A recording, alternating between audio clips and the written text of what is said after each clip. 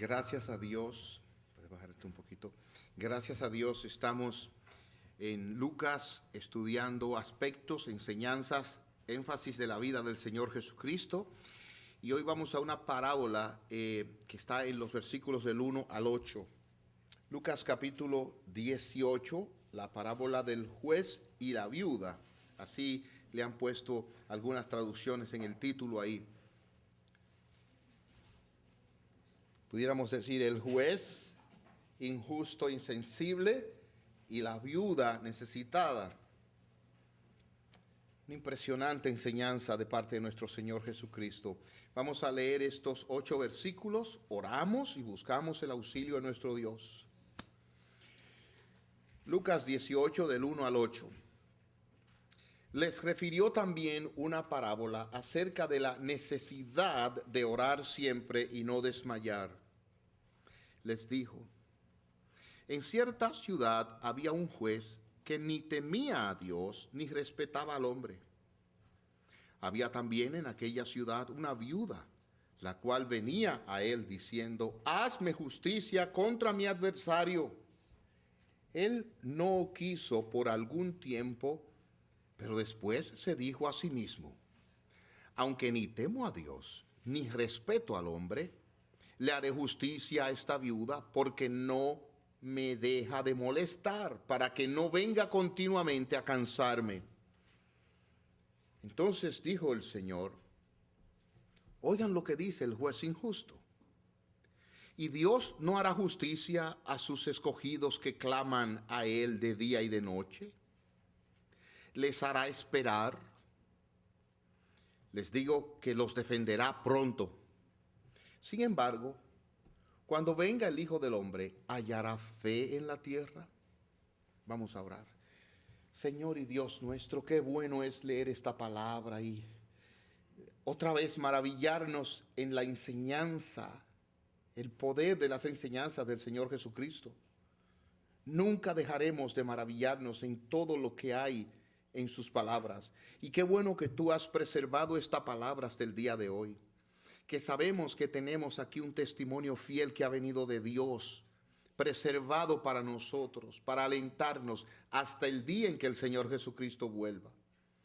Ven sobre tu siervo, como siempre, en su inmensa, gran debilidad, y úsale para tu gloria, y bendice a tu pueblo aquí. Te lo suplicamos en el dulce nombre de Jesucristo. Ven, Señor, salva y sana en medio nuestro. Amén. Es interesante que en el versículo 8 el Señor Jesucristo nos deja ver claramente que el contexto de esta parábola es aquel del que Él viene hablando, su segunda venida.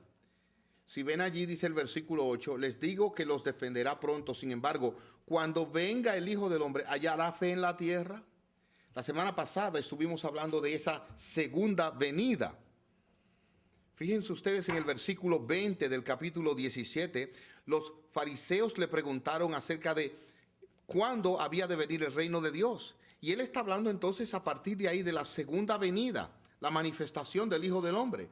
Por lo que esta parábola que él refiere está incluida en el contexto de la segunda venida. Fíjense cómo él dice, les refirió también, lo que implica que él está hablando y de repente trae esta parábola para aquellos que están escuchándole, pero de manera particular para sus discípulos. Recuerdan que la semana pasada también vimos que después que él responde a los fariseos y la pregunta, en el versículo 22 él dice, dijo a sus discípulos. De manera que esta parábola debemos verla en el mismo contexto de la segunda venida.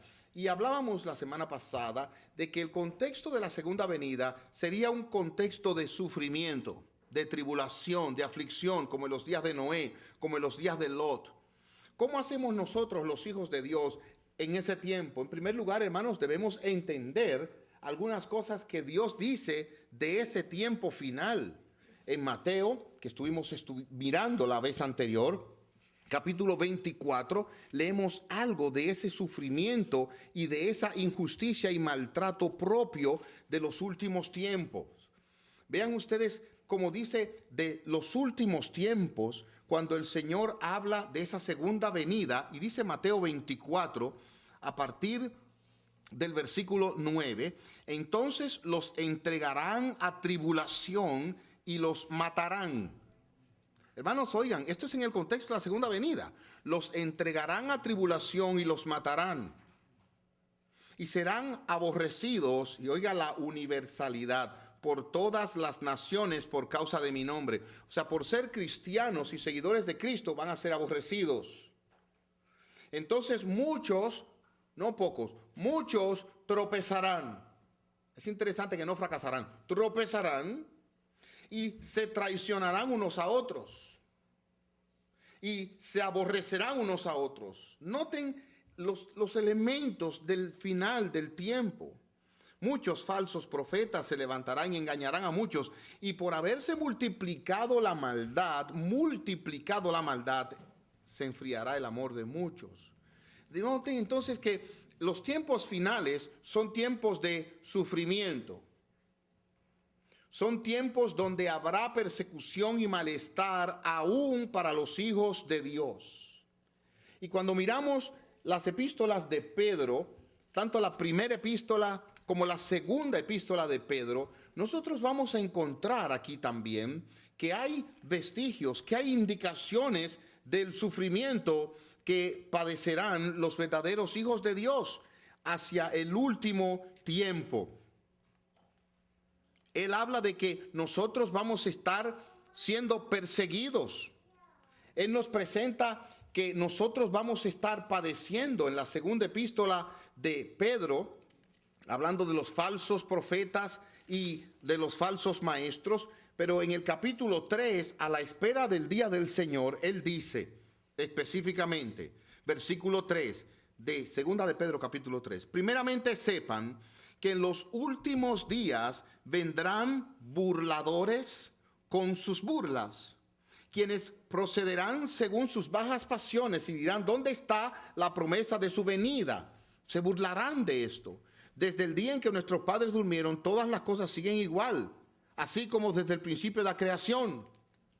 Ellos van a sufrir, los hijos de Dios. Vamos a pasar por calamidades, vamos a pasar por dolores.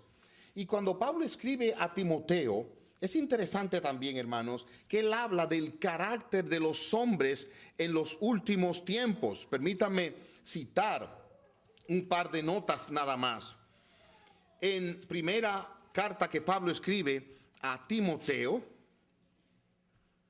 habla capítulo 4, versículo 1, el Espíritu dice claramente que en los últimos tiempos algunos se apartarán de la fe, prestando atención a espíritus engañosos y a doctrinas de demonios. Doctrinas de demonios. Con hipocresía hablarán mentira, teniendo cauterizada la conciencia. Y ahí sigue hablando de otras cosas que habrán en esos tiempos. Hipocresía, prohibirán casarse, mandarán a abstenerse de alimentos que Dios creó. Hermanos, los últimos tiempos son presentados como tiempos de aflicción, como tiempos de dolores, como tiempos de males. Y eso lo vemos claramente en 1 Timoteo, 2 Timoteo, en Pedro, como he dicho, en Mateo. Son tiempos donde vamos a estar padeciendo injusticias. Ahora, yo creo que es necesario, sin abundar más sobre el asunto, que volvamos otra vez al pasaje y entendamos que esta parábola es dada en el contexto de ese último tiempo y de injusticia, males. De hecho, en las bienaventuranzas el Señor Jesucristo habla de que somos bienaventurados cuando los hombres hablen mal de nosotros, cuando nos persigan. Mateo capítulo 5, voy a leer este último pasaje al final de las bienaventuranzas, como dije. Mateo capítulo 5. Déjenme dar esta nota. Las bienaventuranzas concluyen así, según Mateo. Versículo 10. Bienaventurados los que son perseguidos por causa de la justicia. Noten, hermanos, por ser cristianos, perseguidos, por causa de la justicia, perseguidos. Persecución de fuera de la iglesia y persecución de dentro de la iglesia. No necesariamente cristianos, pero gente que está dentro.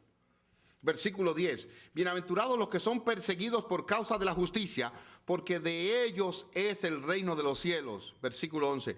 Bienaventurados son cuando los vituperen y los persigan y digan toda clase de mal contra ustedes por mi causa mintiendo. ¿Usted entendió lo que dice? Van a hablar mal de nosotros.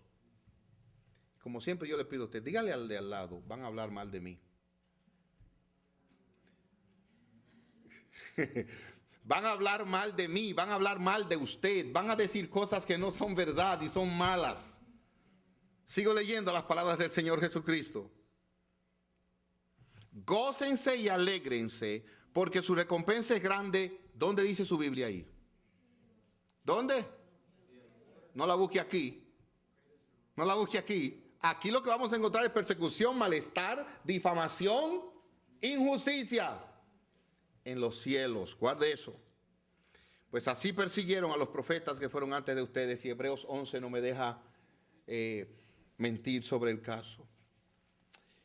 Pero volviendo a Lucas, hermanos, nosotros nos encontramos con una afirmación en esta parábola, y alguien decía que esta parábola tiene la llave colgada al lado de la puerta. O sea, rápido usted puede entrar y saber de qué se va a tratar.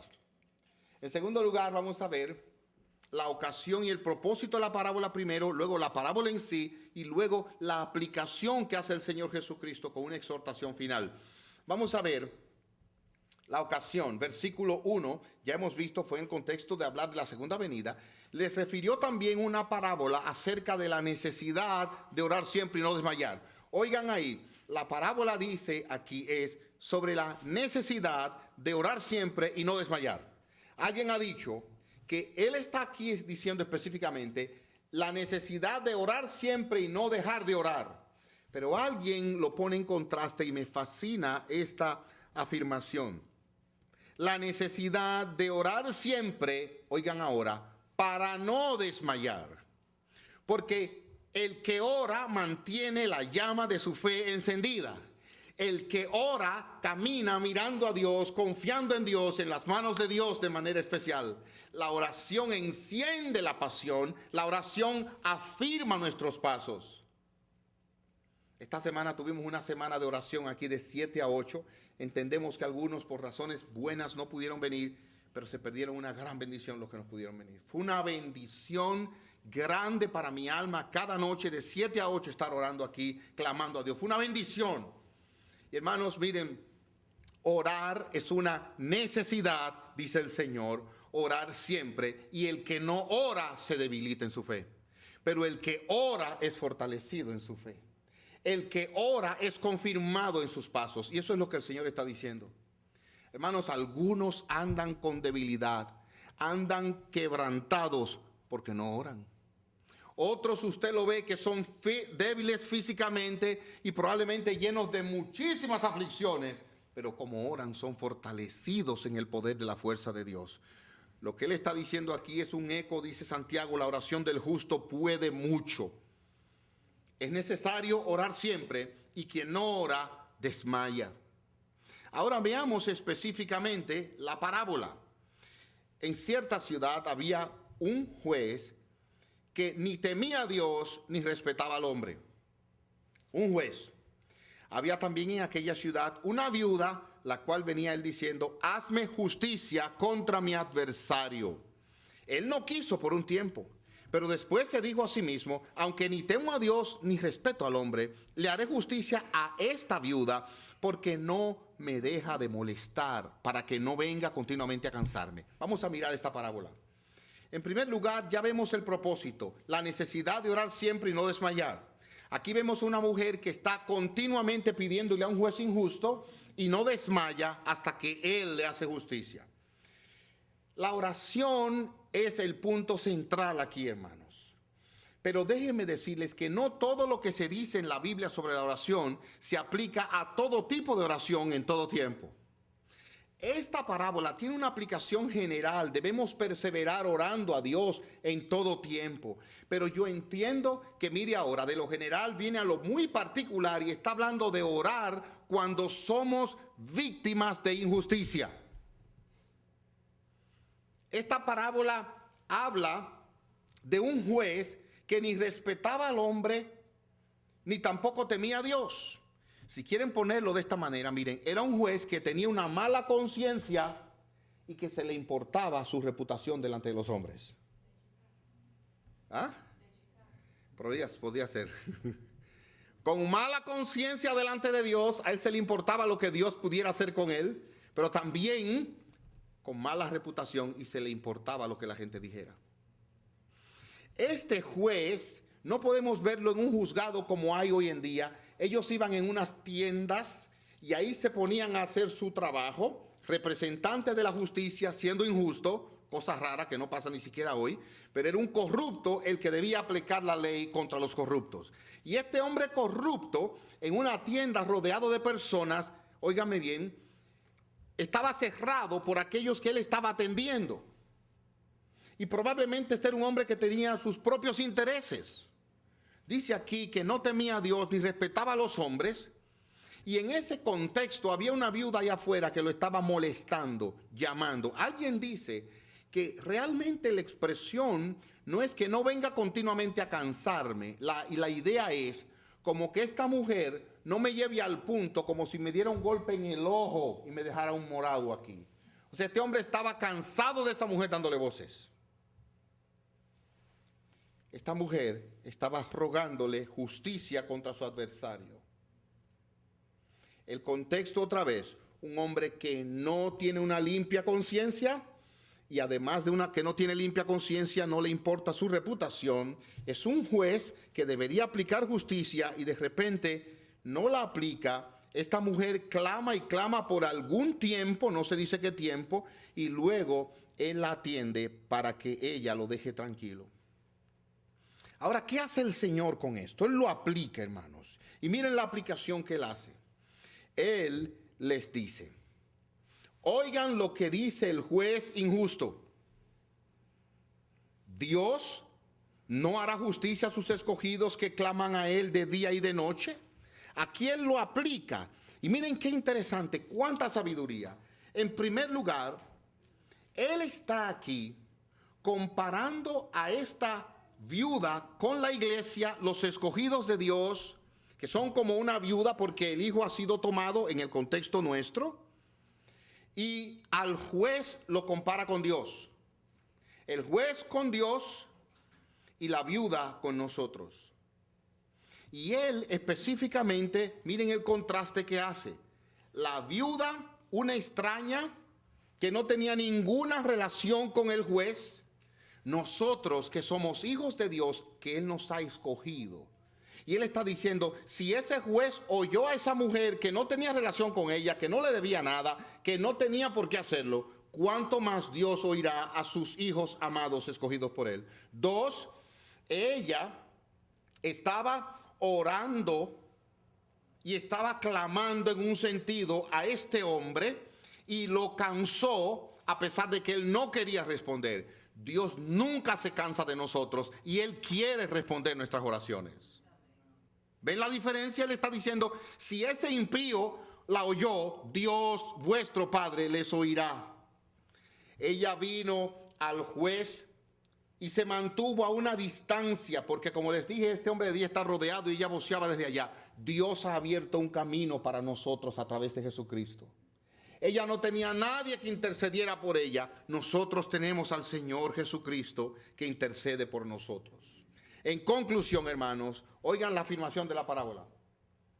En el contexto de la segunda venida, ustedes van a enfrentar tratos de injusticia. Van a tener adversarios que les harán pasar mal tiempo. Van a pasar por injusticias, y lo vimos en otros contextos. Pero oren a vuestro Padre y Él les hará justicia. Él les hará justicia. Si ese juez le hizo justicia a esa mujer, vuestro Padre que los ha elegido más les hará justicia a ustedes. Hermanos, yo podría aquí terminar, pero yo tengo un problema que me surgió mientras estudiaba esto. Y es lo que yo quisiera ahora hablar con ustedes.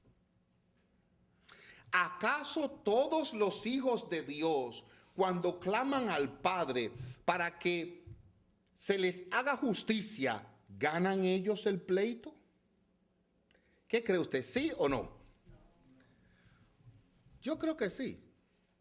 Le voy a decir por qué. Porque la promesa es que Dios siempre les hará justicia.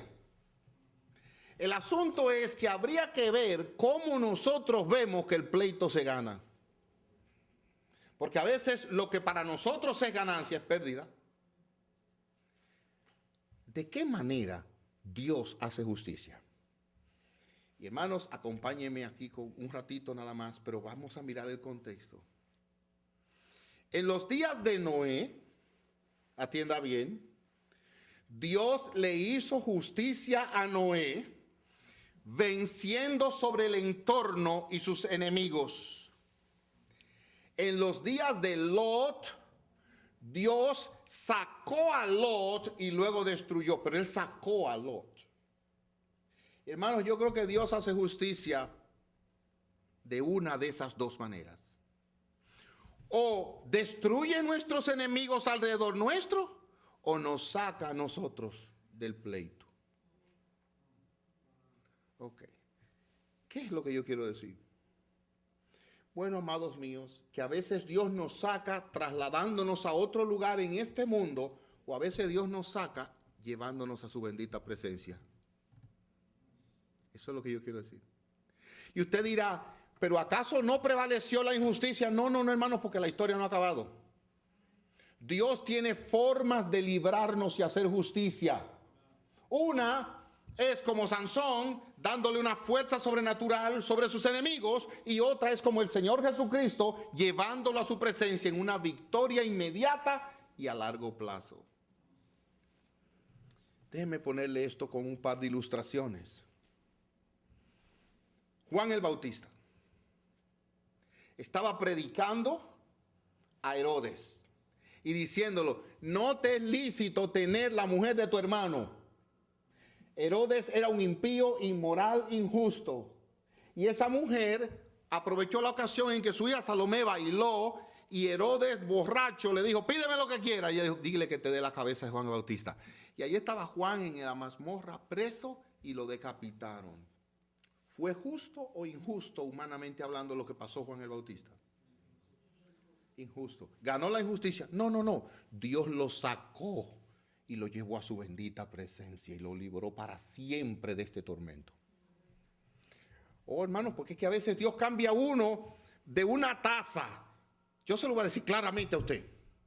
Estábamos en nuestro país sufriendo esto, sufriendo lo otro, y Dios nos saca, nos pone aquí y creemos que llegamos al paraíso. Mentira, aquí hay otro problema y otras aflicciones. Y la gente cree, esto es el patio de atrás del cielo. No es verdad. Nosotros vamos a ser libres de la injusticia el día que lleguemos a la bendita presencia de Dios. Pero aquí donde quiera que pisemos está plagado este mundo de injusticia. Oh, sí. En los países de nosotros se manifiesta de una manera, pero aquí se manifiesta de otra.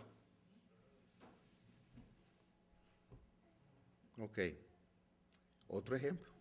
Esteban. Predique el evangelio, Esteban. Y de repente vienen los impíos, les rodean y por odio lo sacan de la ciudad, denigrándolo, diciéndole, tú no eres digno de estar en la ciudad, y lo apedrean hasta la muerte. Humanamente hablando, ¿fue eso justo o injusto? Injusto. Pero Esteban termina diciendo, veo al Hijo del Hombre sentado a la diestra del Padre, y allá fue llevado al gozo eterno de su Señor. Hermanos, es que para nosotros que vivimos en esta dimensión, pensamos que se murió aquí, decimos el pobre perdió. No. Pablo dijo, para mí el vivir es Cristo y morir es ganancia. Y no sé si partir y estar con Cristo, lo cual es muchísimo mejor. Nosotros pensamos la muerte es lo peor. No, hermanos, para un hijo de Dios, la muerte es lo mejor para la gloria de Dios. Tenemos que mirar más allá de lo que nuestros ojos perciben. Dios no falla.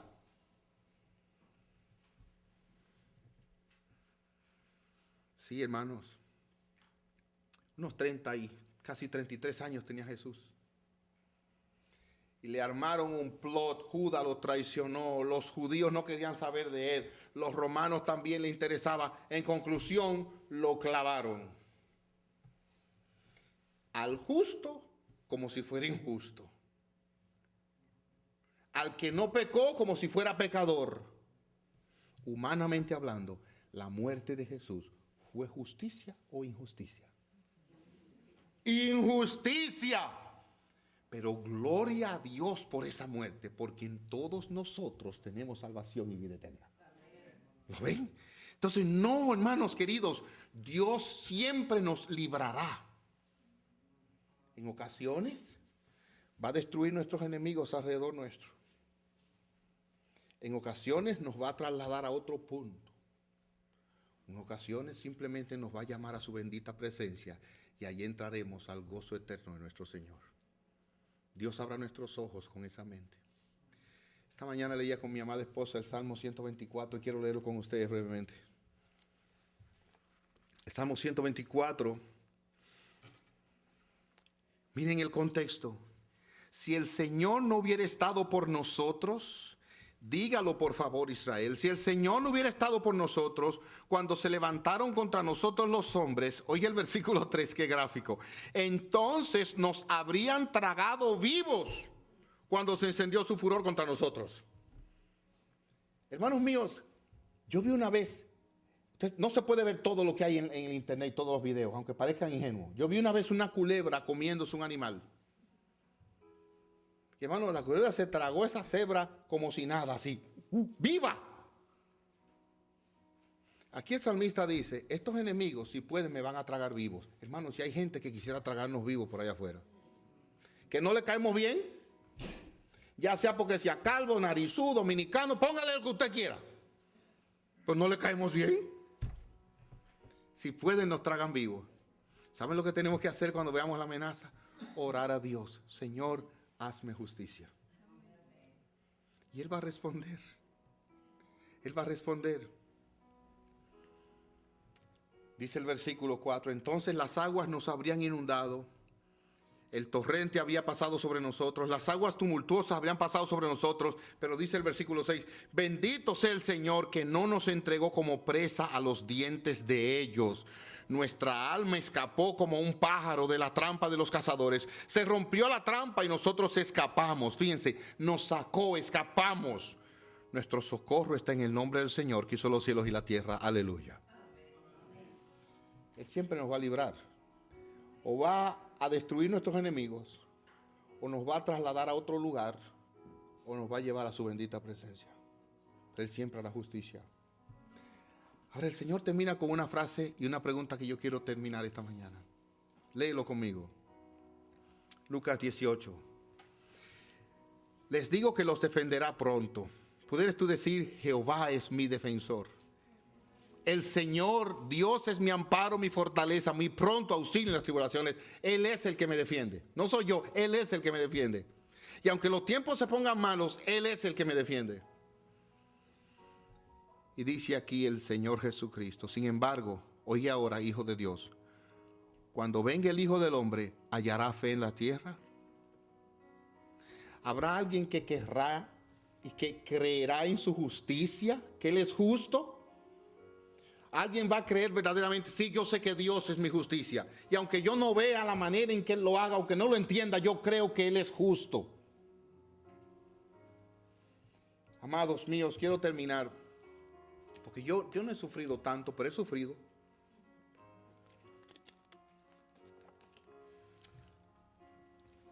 Sería bueno un día que ustedes vieran mi fotografía cuando yo llegué a Chicago. Yo tenía cabello, aunque ustedes no lo crean, hermanos.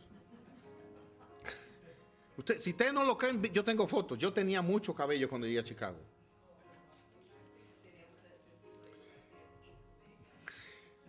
Y ni canas tenía yo.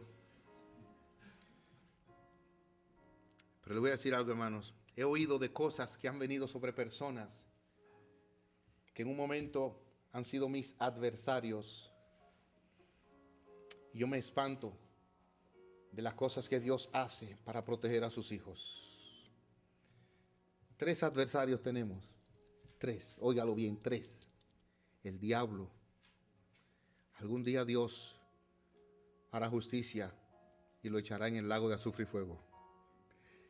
Este mundo y los que piensan como este mundo, siempre esos adversarios estarán alrededor nuestro. Usted se muda de sector y ahí tiene los mismos vecinos de Sodoma y Gomorra. Usted se muda de país, surprise, la misma gente, pero con otra cara. Usted cambia de empleo porque dice, no, es que en este empleo es un problema del mundo. No hay sitio. Yo me imagino que allá en la estación espacial, esa gente allá también tiene problemas. ¿Y saben cuál es el tercer enemigo? El pecado que llevamos dentro nosotros, que esta imaginación perversa que a veces nos pone a pensar lo que no es. Y a veces nos sostiene en un yugo, estamos enfermos muchas veces pensando tonterías nosotros. Y nos vienen dudas, nos viene el orgullo, y de repente alguien no me mira bien y yo digo, es enemigo mío, y aquel también se han unido, lo veo convirtiendo en el café y se están contra mí. Todo eso está aquí. Todo eso está aquí. El día pasado hablaba con alguien sobre la segunda venida y me decía, oye, pero por lo menos ojalá y nos podamos casar. Digo, ¿casarse? ¿Casarte antes de la segunda venida? Oh, hermanos, eso pensaba yo cuando mis hijas eran pequeñas. Decía, Señor, por lo menos que se casen mis hijas. Qué tonto era yo. Como si la felicidad de esta vida está en el matrimonio. Ahí se duplican el problema. Porque antes era yo solo, ahora somos dos. No, podemos decir, como dice Apocalipsis, ven Señor Jesús. Ahí entonces veremos la justicia de Dios. Ahí la veremos. Bendito sea su gran nombre. Hallará el fe.